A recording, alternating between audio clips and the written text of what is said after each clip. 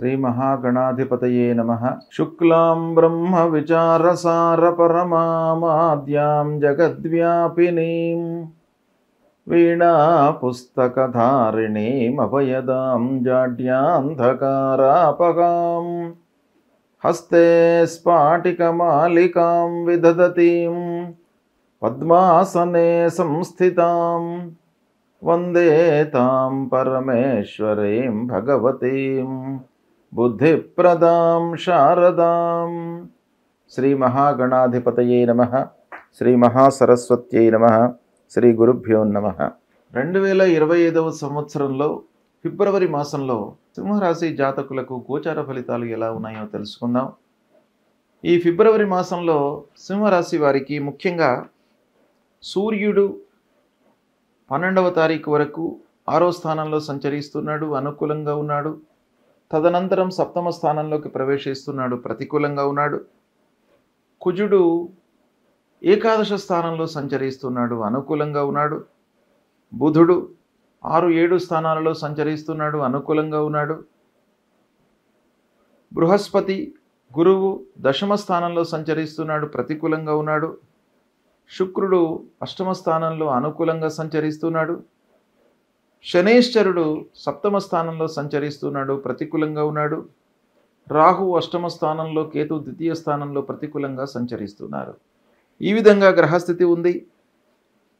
ఓవరాల్గా మనం చూసినట్టయితే సింహరాశి వారికి ఈ ఫిబ్రవరి మాసంలో ముఖ్యమైనటువంటి గ్రహాలు గురువు, రాహువు, కేతువు, శనైశ్చరుడు ప్రతికూలంగా సంచరిస్తున్నారు. ఇక మాసవారీ ఫలితాలపై ప్రభావాన్ని చూపించేటువంటి గ్రహాల లోపల సూర్య భగవానుడు మొదటి 12 రోజులు అనుకూలంగా ఉన్నాడు. కుజుడు మొత్తం మాసం కూడాను అనుకూలంగా ఉన్నాడు. బుధుడు, శుక్రుడు అనుకూలంగా ఉన్నారు. అంటే ఈ మాసం వరకు మనం ఆలోచించినట్టయితే కొన్ని పనుల లోపల మీకు కలిసి వచ్చేటువంటి అవకాశాలు ఉన్నాయి. కాదంటే ముఖ్యమైనటువంటి ప్రధానమైనటువంటి గ్రహాల యొక్క ఇన్ఫ్లుయెన్స్ మట్టుకు తప్పకుండా ఉంటుంది. వాటి ప్రభావంతో ఆలస్యం జరగడము, పనులు కొన్ని అనుకున్నవి నిర్ణీత సమయంలో జరగకపోవడము, ఇలాంటి ప్రభావం ఉన్నప్పటికీ ఈ మాసం లోపల మట్టుకు కొంత మీకు మంచి జరిగే అవకాశాలు ఉన్నాయి. ఓవరాల్గా మనం చూసినట్టయితే మిశ్రమ ఫలితాలు ఈ మాసంలో ఉన్నాయి. ఆదాయం మట్టుకు నిలకడగా ఉంటుంది. ఖర్చులు కూడా పెరిగే సూచనలు బాగా కనబడుతున్నాయి. ఆదాయము నిలకడగా ఉండి ఖర్చులు పెరిగినట్టయితే మనము రుణ బాధకు గురయ్యేటువంటి అవకాశాలు ఉంటాయి. కాబట్టి ఆదాయాన్ని కూడాను మీ వైపు నుంచి పెంచుకునేటువంటి మార్గాలను అన్వేషించడం చాలా మంచిది. కనుక రాబడిని దృష్టిలో పెట్టుకొని ఖర్చులు చేయడము ఈ మాసంలో చాలా ముఖ్యం. తలపెట్టినటువంటి కార్యక్రమాలలో కార్యసాఫల్యము ఉన్నది. అది కొంతవరకు మనకు సంతృప్తినిచ్చేటువంటి అంశం. నలుగురిలో గౌరవ మర్యాదలు లభిస్తాయి. మంచివారితో సాహచర్యాన్ని నెరుపుతారు. బంధువర్గంతో ప్రయోజనాలు ఉన్నాయి ఈ మాసంలో. ముఖ్యంగా బంధువులు, స్నేహితులు, చిన్ననాటి మిత్రులు, ఆత్మీయులు, మీతో పెరిగినటువంటి వాళ్ళు, మీతో కలిసి చదువుకున్నటువంటి వాళ్ళు, వీళ్ళందరితో కూడాను మీకు సహాయ సహకారాలు, మంచి సూచనలు కలిగేటువంటి అవకాశం ఈ మాసంలో బాగా ఉంది. పనిలో శ్రమాధికం మట్టుకు కనబడుతుంది.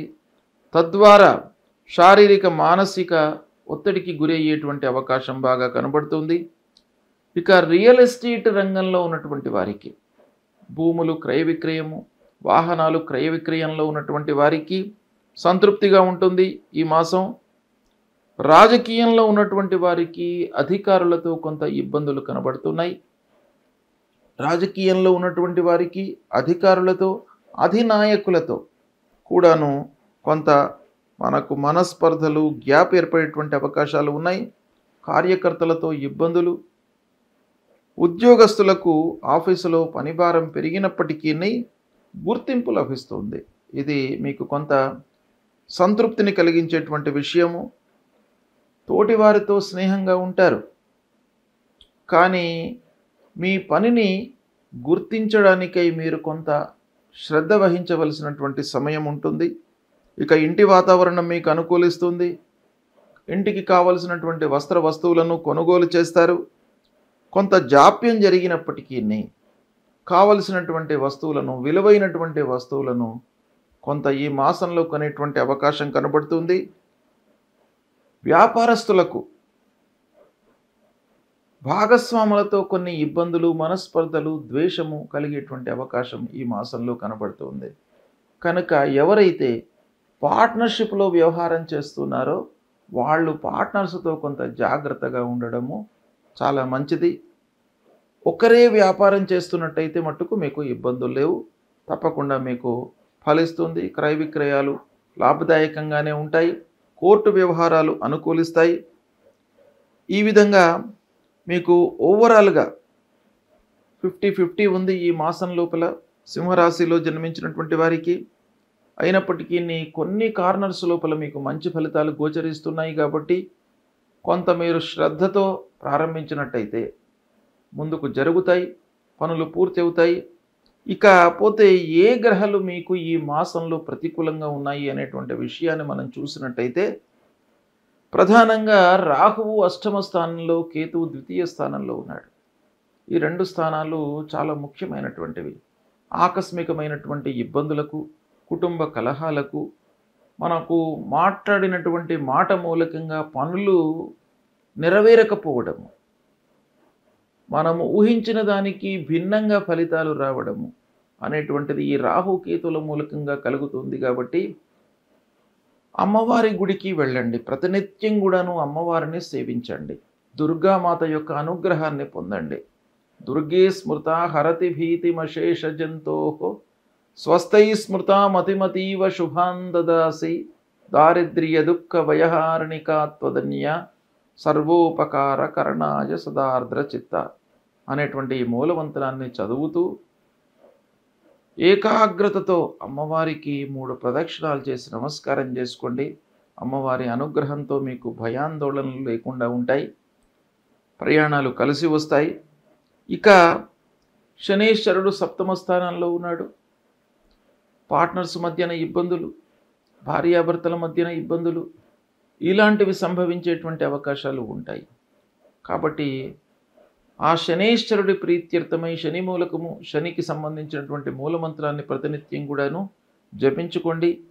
శని స్తోత్రాన్ని, నవగ్రహ స్తోత్రాన్ని, ఆంజనేయ స్వామి గుడికి వెళ్ళడము, హనుమాన్ చాలీసా ప్రతినిత్యం కూడాను చదవడము ఇలాంటివి చేసినట్టయితే మీకు పరిహారం లభిస్తుంది. ముఖ్యంగా బృహస్పతి దశమ స్థానంలో సంచరిస్తున్నాడు. బృహస్పతి యొక్క అనుకూలత లేదు. అది ఇండైరెక్ట్గా మనం చేసేటువంటి పనులపై ప్రభావాన్ని చూపిస్తుంది. తద్వారా పనులు ఆలస్యంగా పూర్తి కావడము, కొన్ని పనులు నిలిచిపోవడము, విద్యార్థులకు కష్టించినా కూడాను అనుకున్నటువంటి ఫలితం రాకపోవడము ఇలాంటివి కొన్ని కార్నర్స్ లోపల గురువు యొక్క ప్రభావం బాగా ఉంటుంది. కాబట్టి ఆ గురువును ప్రసన్నం చేసుకోవడం చాలా ముఖ్యం. ఈ మాసంలో సింహరాశి జాతకులు ఏం చేయాలి? ప్రప్రథమంగా మీరు ప్రతినిత్యం కూడాను లేవగానే తల్లిదండ్రులకు నమస్కారం చేసుకోండి, తల్లిదండ్రులను సేవించండి, వాళ్ళ యొక్క బాగోగులను తెలుసుకోండి. ఆరోగ్యం ఎలా ఉంది అనేటువంటి విషయంపై, మీ ఆరోగ్యం కంటే కూడాను మీరు తల్లిదండ్రుల ఆరోగ్యంపై మీరు మనస్సు నిలిపినట్టయితే వారి యొక్క దీవెనలు మీకు కలుగుతాయి. తద్వారా ఏమవుతుంది? ఆ గురు భగవానుడి యొక్క అనుగ్రహము, ఆ తల్లిదండ్రుల రూపంలో ఉన్నటువంటి ఆ గురువు యొక్క అనుగ్రహం మీకు లభిస్తుంది. కాబట్టి తల్లిదండ్రులను తప్పకుండా మీరు సేవించండి, సద్గురువులను సందర్శించుకోండి, సూర్యనారాయణుడికి నమస్కారం చేయండి, గాయత్రి అమ్మవారిని నిత్యం కూడాను దర్శించుకోండి, గాయత్రి మంత్రాన్ని పఠించండి, గాయత్రి ఉపాసన చేయండి. తద్వారా మీకు మంచి ఫలితాలు కలుగుతాయి. శుభం.